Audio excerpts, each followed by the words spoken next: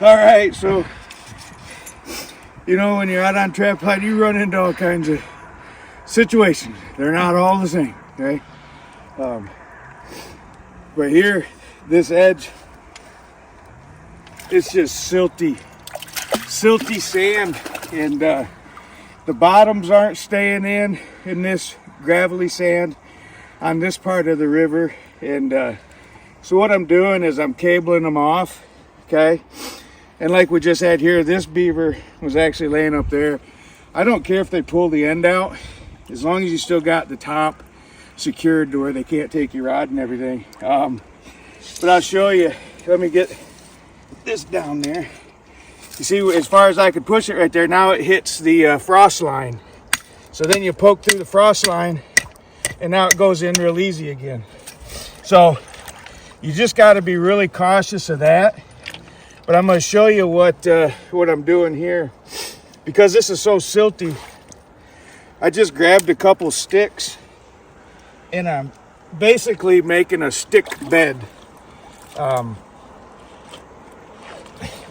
Just to give my trap something to try and be up above that silt a little bit. It's not foolproof by any means, but it'll help. And so then the trap sits on that bed. I get that here over. Sits on that bed just like that.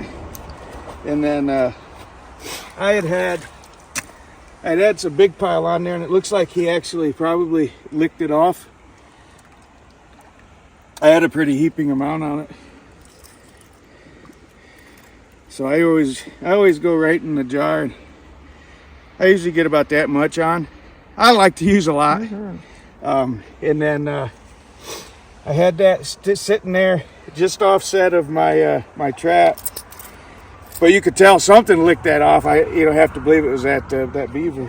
But anyway, so just it's not all, you know, what, unicorns and lollipops or whatever on every set. Sometimes they're beautiful sets. Sometimes, like this one, is a little bit of a challenge, but it's working. It's working. It's just you got to get a little bit creative, and you want to make sure you get that end really secured, because last thing you want is your trap and the beaver and the rod on the other side of the river. So anyways,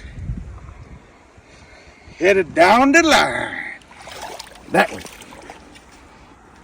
I can get stuck. this gosh darn silt. All right, now I think we're going.